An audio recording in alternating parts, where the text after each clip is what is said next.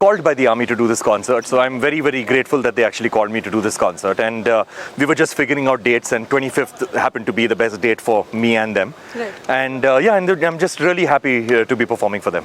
Right. And what lies ahead for you now that you've won 2 Grammys? Do you have any other goals that you want to fulfill, that you want to achieve? No, actually, the Grammys itself were not part of my goals. Okay. So they just happened because the Grammys, especially when I won the first one when I was 33 years old, it felt like a completely unattainable dream, like you could not even think about it, that sitting down in India making music, could not even think about it, and that happened. So then it sort of turns all your goals topsy-turvy, because you won this big award, and all of a sudden, you do not know what to do next, So that is when I decided that, having these goals does not make any sense.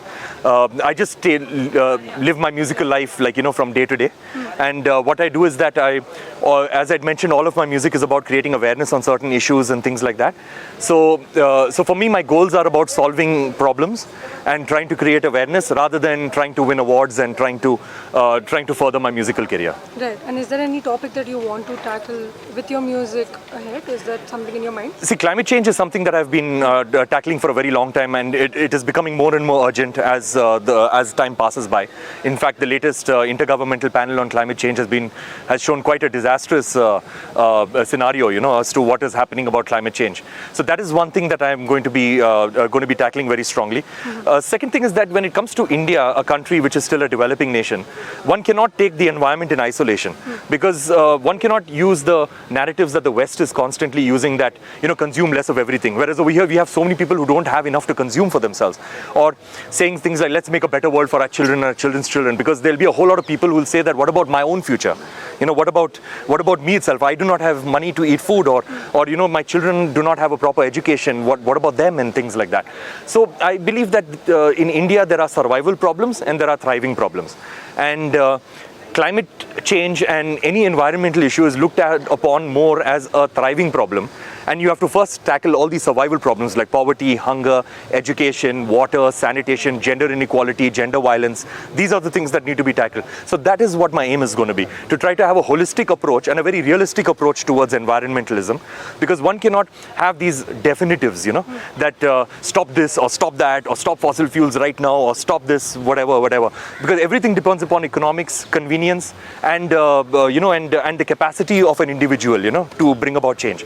So that is why I'm going to have a more holistic approach towards solving things, and show a lot more empathy towards, and also showcase to the West that India's not that simple a country like let's say a country like Sweden, where everybody can just flick on a switch and a light comes on. So we do not have that facility. We do not have that privilege. And where did this sense of environmentalism come into you? Was it the Bangalore influence? Was it your education? What exactly? It was basically, I've always been an environmentalist ever since I remember, I've always loved hanging around with animals, and always a lot of questions used to keep me up at night as to what is the purpose of every single species, and what is the ecological balance, how is my life dependent on anybody else? Look at those guys running to get the seats. So anyway, so the thing is that, so these are the things that used to keep me up awake at night, and so I've always been an environmentalist even before I knew the meaning of what being an environmentalist was. And currently, this is your first show. Are you going to continue touring, or what exactly? No, lots of shows. This is my first show, but in the next 30 days, I've got I think about 18 shows. Okay, in different cities of the... Yeah, there's Delhi, there is Mumbai, then there is a bunch of concerts in Africa. Then after that, I'm doing Sweden and doing a bunch of places. Yeah.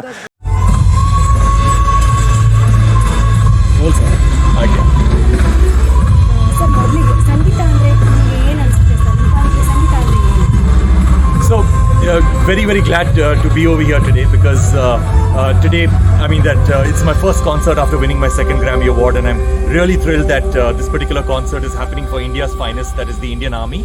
I've already played on this exact same field. This was about 2 years ago. Also played for the Indian Army at Ladakh. This was in 2019 at an elevation of 12,000 feet for 12,000 Army soldiers. It was quite an amazing experience, so looking forward to this performance. Sir, ನಿಮ್ಮ ಸಂಗೀತ ಜರ್ನಿಯಲ್ಲಿ ಅಂತಾರಾಷ್ಟ್ರೀಯ ಮಟ್ಟದಲ್ಲಿ ಖ್ಯಾತಿಯನ್ನು ಪಡ್ಕೊಂಡಿದ್ದೀರಾ. ಕರ್ನಾಟಕದವರು ಈಗಲೂ ನಾವು ಕನ್ನಡದವರು, ನಮ್ಮ ಕರ್ನಾಟಕದವರು ಅಂದ್ಕೊಂಡಿದ್ದಾರೆ. ಮುಂದಿನ ದಿನಗಳಲ್ಲಿ ಕನ್ನಡಕ್ಕೆ ನೀವು ಹೆಂಗೆ ಕೊಡಬೇಕಂತ been doing a lot of music in Kannada. Like I've collaborated with Mr. H.S. Venkatesh Murthy on 2 songs. That is Jai He Kannada Thai and a song called Amma Kaveri, which I'll be performing both the songs over here today. Also collaborated with B.R. Lakshman Rao on a song called Ba Maleba. So I've been doing a lot of songs in Kannada. I love the language and will continue doing a lot of songs in Kannada. It's just that I'm not part of the movie industry.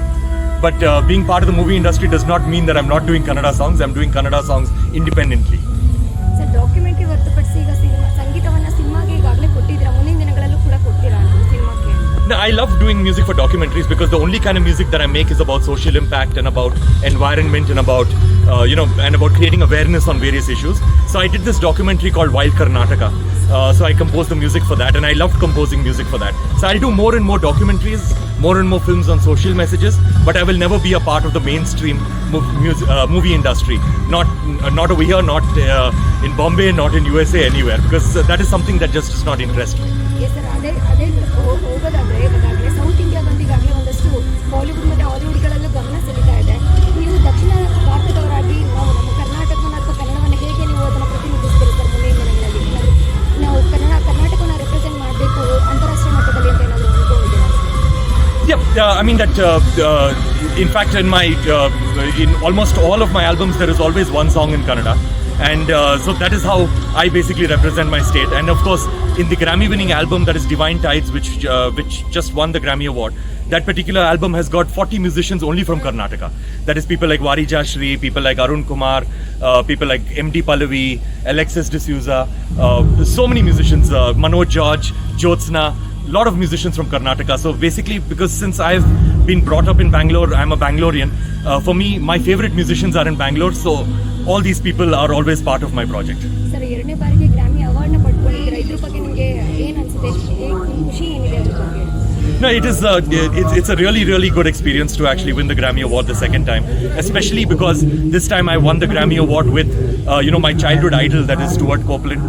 I grew up with posters of him on my wall. I grew up listening to his music, and to actually stand on the same stage and win a Grammy Award with him was a beautiful experience. So that is why the second time has been a very special experience. Sir, Grammy ಅವಾರ್ಡ್ನ ಹೇಗೆ select ಮಾಡ್ತಾರೆ sir? ಅದು processing ಹೇಗಿರುತ್ತೆ? Every album that has been released during the year is eligible for the Grammys, and based on music excellence, basically there are winners. That's all.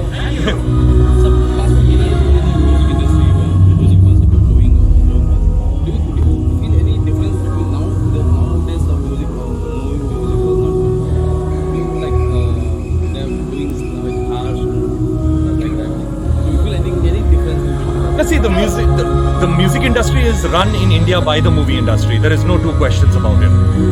Because that's the best way for people to popularize their music, because everybody watches movies in India. And that's not going to change. But the only problem with it is that even though the quality of music in the movie industry is very, very good and very high quality, the only problem is that people are not making music from the heart. The only kind of music that is coming out of India is either item song or love song. Because that's the way it is in the movie industry. Whereas there are so many issues in India, there are so many things we need to celebrate. There's nature, there is social problems, there are so many other issues. We can write about music, we can talk about it through songs and all of that stuff. Nobody's doing it because everything is part of the movie industry. So that is the issue.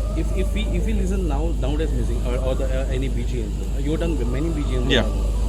We feel that we are listening some harsh, like something like that. So it's going to in the same way, means in future. No, I think what do you call that? Everybody in India is listening to music, so there's nothing wrong with Bollywood music or film music. It depends upon us musicians whether we want to do that music or not. So I've chosen not to do it. There are people who are extremely good at doing it, like very good music composers like A.R. Rahman, Salim Suleiman, Shankar Ahsan Loy, Vishal Shekhar, Arjun Janya, Hari Krishna, Charan Raj. These are all fantastic composers, and they're doing very good work in the industry. And I completely love their music. It's just that for me, I would prefer making music from the heart. That's all. Sir, ಹಾಗೆ wild Karnataka ಬಗ್ಗೆ ಮಾತಾಡೋದಾದ್ರೆ ನಿಮಗೆ ಅದು ಸ್ಫೂರ್ತಿ ಹೇಗಾಯ್ತು? ನೀವು ಯಾಕೆ ಅದನ್ನು choose ಮಾಡ್ಕೊಂಡ್ರಿ? ಮತ್ತೆ ಅದರ ಅನುಭವ ಹೇಗಿತ್ತು sir? I love the film Wild Karnataka. So the idea is that Wild Karnataka is all about nature. There's so many animals on the frame, and these animals, when you're watching it without music, it can be from any country, no? Because it can be from Africa, it can be from Thailand, it can be from anywhere. So I composed music which is purely Indian music, so that when you're watching the screen and you're listening to the music, you will immediately remember that all these animals are from India. So that's when you're hearing an alap on top of a visual of a tiger, then immediately you'll know that the tiger is from India. Or you're hearing a santoor on top of a elephant visual, you'll know that that elephant is from India. So that is the idea. Okay, so my small wish.